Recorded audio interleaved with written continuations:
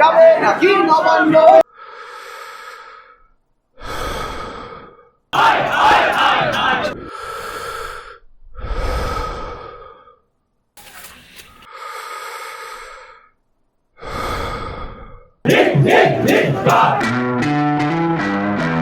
গত 22শে এপ্রিল 2024 মহামান্য কলকাতা হাইকোর্টের নির্দেশে জানতে পারলাম যে গোটা প্যানেলটা বাতিল।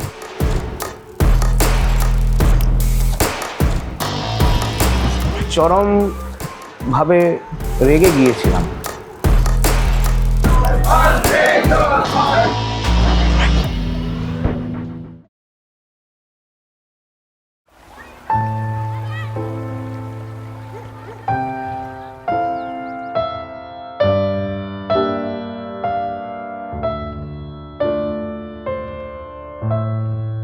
বাবা প্যান্ডেলের কাজ করে। আমার পরিবারের সেরকম অর্থনৈতিক খারাপ, একটা সরকারি চাকরি করতে হবে, তার জন্য আমি নিজে কাজ করি, নিজের পড়াশোনাটা নিজেই চালাই।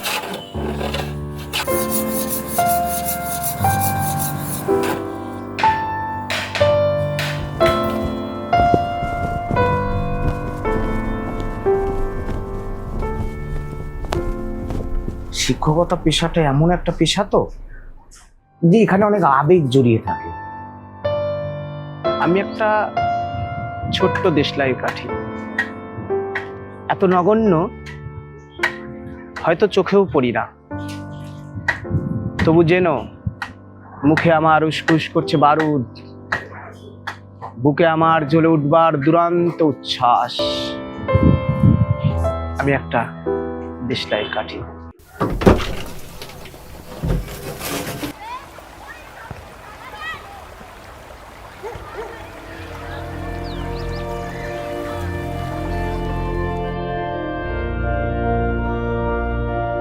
মেন টার্গেট সরকারি চাকরি পেয়ে গেলে একটা সম্মান, যেটা মানুষের সম্মানটাই বড় কথা।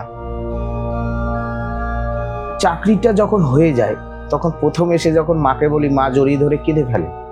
এটা একটা বিশাল ব্যাপার, কারণ আমার যেই প্রজন্মে আমি প্রথম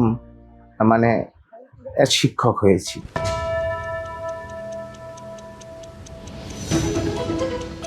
দু 2016 সালের এসএসসির গোটা প্যানেলটাই খারিজ করে দিল সুপ্রিম কোর্ট।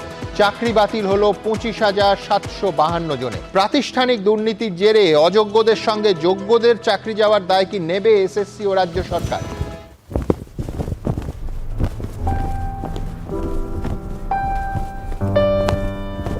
যখন চাকরিটা চলে গেল আমি কাউকে দেখিনি, তবে সবাই কেঁদেছে।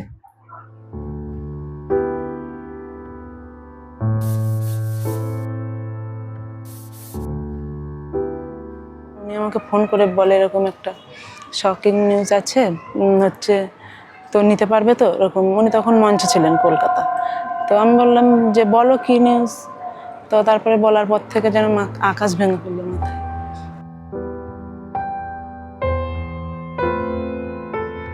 আমার মনে হয় তারা আর কেউ কাঁদে না আমার পরিবারে।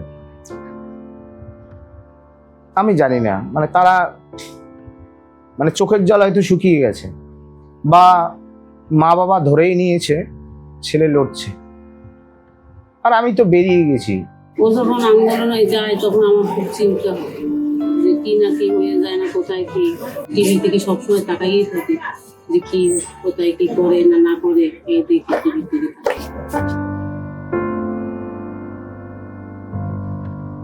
আমার স্ত্রীকে বলেছে ভেবে নেবে তোমার স্বামী বেরিয়ে গিয়েছে, লড়াইয়ে বেরিয়ে গেছে সমাজের প্রয়োজনে। মা কাঁদছিল যে তুই যাচ্ছিস, পুলিশ তো তোকে ধরে নেয়। মা, জন্মেছি যখন মরতে হবে, ভয় পেও না, ভয় পেও না।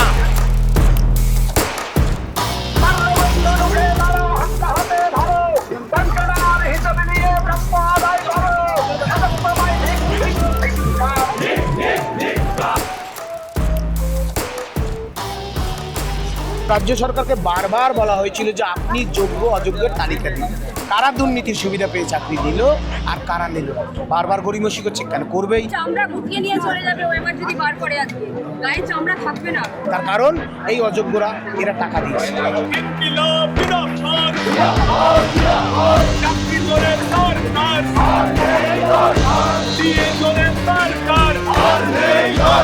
পাঁচ বছর 7 বছর চাকরি করার পরে যোগ্য চাকরি, সরকারি চাকরি, পরীক্ষা দিয়েছি, ভাইবা হয়েছে, রেকমেন্ডেশন লেটার পাঠিয়েছে, অ্যাপয়েন্টমেন্ট লেটার পাঠিয়েছে, জয়েনিং লেটার নিয়েছি, আমরা 7 বছর চাকরি করলাম, যোগ্য সরকারি চাকরি খেয়ে নিল কে? রাজ্য সরকারের দুর্নীতি।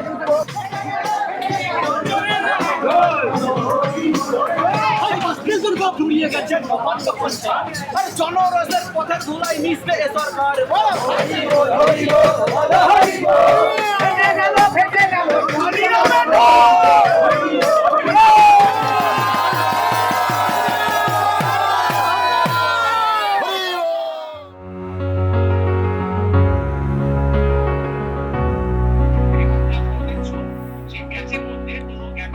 জেল পুলিশের একটা ফর্ম ফিল আপ করেছিলাম, মানে পড়াশোনার আগে থেকে 12 ক্লাস পাস টাস করে বা আইটাই ফর্ম ফিল আপ। ওই 2 বছর হয়ে গেল, পরীক্ষার কোনো অ্যাডমিট আসলো না, কোনো খবরই নেই। তারপরে পুলিশের পরীক্ষার ফর্ম ফিল আপ করলাম, ওরও এই কেস, ওবিসির কেস, মামলা, এই পরীক্ষা হবে কিনা জানি না। পরীক্ষার ডেট দিয়েছে, তখন আর বললো কেসের জন্য পিছিয়ে গেছে, রাজ্যে এটা হচ্ছে। কিন্তু সেন্ট্রাল যেটা রেলের এলপি পরীক্ষা হয়ে গেল, টেকনিশিয়ান পরীক্ষা হয়ে জয়েনিং করে দিল ওদের, তাও এই মানে 6 মাসের মধ্যে এটা যেটা হলো। তো আর রাজ্য পুলিশ যেটা, ওটা 2 বছর লেগে গেছে, তো পরীক্ষা হচ্ছে না, জয়েনিং কী করে হবে?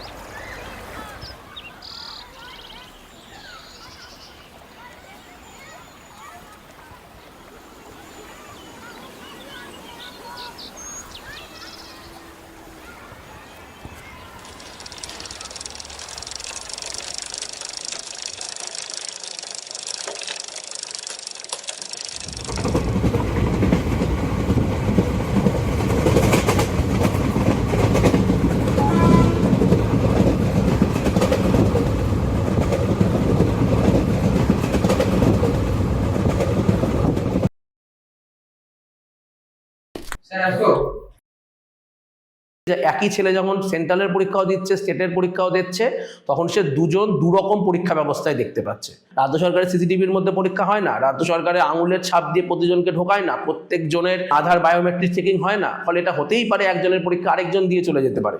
কিন্তু সেন্ট্রাল গভর্নমেন্টে যেহেতু আধার ভেরিফিকেশন হচ্ছে, প্রতিটা ভেরিফিকেশন প্রতিটা স্টেজের মধ্যে দিয়ে যাচ্ছে, ফলে এই ধরনের দুর্নীতি আসার সম্ভাবনা অনেকাংশেই কম। দুর্নীতি তো হয়েছে, তা নাহলে র্যাঙ্কজাম কিভাবে চিহ্নিত হলো? মানে র্যাঙ্কজাম মানে কি, কাউকে বঞ্চিত করে কাউকে তুলে নিয়ে এসে চাকরি দেওয়া হলো। উনি এত কষ্ট করে, এত স্ট্রাগল করে যদি চাকরি পেয়ে এইভাবে যদি আজকে এরকম দুর্নীতিতে চাকরিটা চলে যায়, তাহলে মানে আরও যে যারা আছে তাদের কী হবে? মানে ওনাকে দেখে আশেপাশের, ওনার ভাইও বিএড করেছে, আমিও বিএড করেছি, উনি আমাদেরকে এরকম পড়িয়েছে, বিএড করিয়েছে দুইজনকেই। তো হচ্ছে সেই থেকে মানে ভীষণ একটা আঘাত পেয়েছি। মানে ভাবলাম যে আমাদের এখন কি হবে আর কি।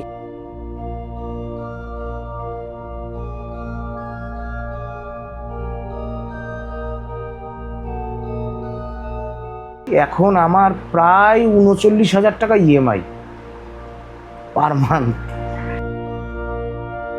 আমার বাড়ি এমন ছিল, আমার খুব লজ্জা লাগতো মানুষকে নিয়ে আসতে।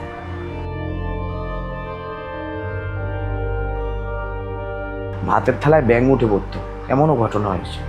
বালি কিনেছিলাম, এটা রান্নাঘর করব, এটা হচ্ছে ডাইনিং, কিন্তু তার মধ্যে এমন দুঃসংবাদ চলে আসলো, এখন বই পড়ব না নতুন চাকরি জোটাবো না কি করব বুঝেই উঠতে পারছি না।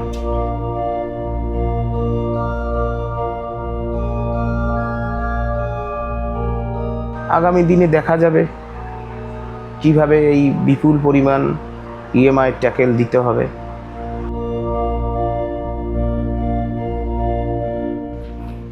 এটা কি ঘর হওয়ার কথা ছিল? এটা মেয়ের পড়ার ঘর করতে চেয়েছিলাম, তা এখন মানসিক পরিস্থিতিও খারাপ। বাহ, পরে বানাবো, আর কতদিন পরে বানাবো, এখন একটা ভাবে জীবনটা চলছে, একটা মান মর্যাদা নিয়ে একটা মানুষের সামনে একটা ক্ষুদিরাম, বিনয়, বাদল, দীনেশ, মাস্টারদা, সূর্য সেনের কথা বলা মাস্টারমশাই, সেই মাস্টারমশাইকে কালকে বলবে ওর চাকরি চলে গেছে দুর্নীতির দায়। এর থেকে লজ্জার, এর থেকে হতাশার, এর থেকে বেদনার কিছু হয় না।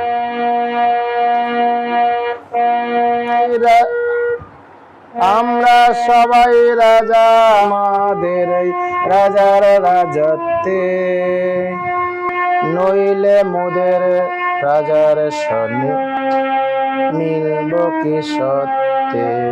দুর্নীতির জন্য যে মানে শুধু ওনারাই যে ভুক্তভোগী হচ্ছেন তা নয়, মানে আমাদের পুরো ফ্যামিলিটাই পুরো নষ্ট হয়ে যাচ্ছে। উনি যে বাড়িতে থাকতে পারছেন না, পুরো দিনের পর দিন, রাতের পর রাত, প্রতি রাতে বাড়ি আসে অনেক রাতে 12টা 1টা এরকম।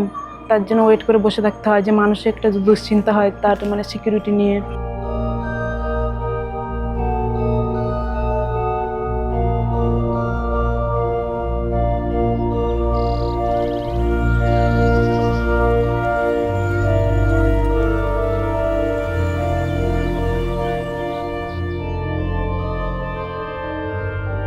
আমি বর্তমানে একটা বিদ্যালয়ে কর্মরত, তার মানে আমার এক্সিস্টিং সিটটা, আমার যে ভ্যাকেন্সিটা ফাঁকা হয়নি, তাহলে আমাকে যে সিটে পরীক্ষায় বসানো হচ্ছে আসলে ওই সিটটা নতুনদের, তার মানে নতুনদের সাথে বঞ্চনা করা হচ্ছে।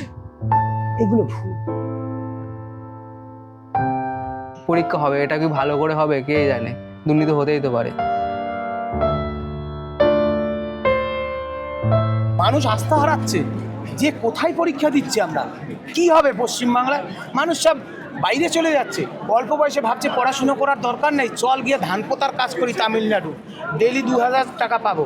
ওয়েস্ট বেঙ্গলের চাকরির পরীক্ষায় যে এত দুর্নীতি হচ্ছে বা পরীক্ষা ব্যবস্থাটা মাঝে মাঝে ঠিকঠাক হচ্ছে না, ফলে যে সমস্ত যোগ্য ছেলেমেয়েরা আছে যারা মনে করছে আমার কাছে বয়স হয়তো কম, আমি ছোট থেকে শুরু করেছি, তারা ধীরে ধীরে সেন্ট্রাল গভর্নমেন্টে ফোকাসড হয়ে যাচ্ছে। এটা খুব খারাপ জিনিস, তার কারণ তারা হয়তো সেন্ট্রাল গভর্নমেন্টের চাকরি তারা পাচ্ছে, তারা হয়তো বাইরে চলে যাচ্ছে, সে আসলে শিক্ষিত পরিযায়ী শ্রমিক হয়ে যাচ্ছে। 10 বছর পর আবার একটা পরীক্ষা, সেই একই পরীক্ষা, সবকিছু যেন থমকে গেল। আমার মতো অন্য সকলদের একই অবস্থা। তবু কেন বোঝো না? আমরা বন্দি থাকবো না তোমাদের পকেটে পকেটে, আমরা বেরিয়ে পড়ব, আমরা ছড়িয়ে পড়ব শহরে, গ্রামে, গঞ্জে, দিগন্ত থেকে দিগন্তে। আমরা বারবার জ্বলি নিতান্ত অবহেলায়। তা তো তোমরা জানোই, কিন্তু তোমরা তো জানো না, কবে আমরা জ্বলে উঠবো সবাই শেষবারের মতো।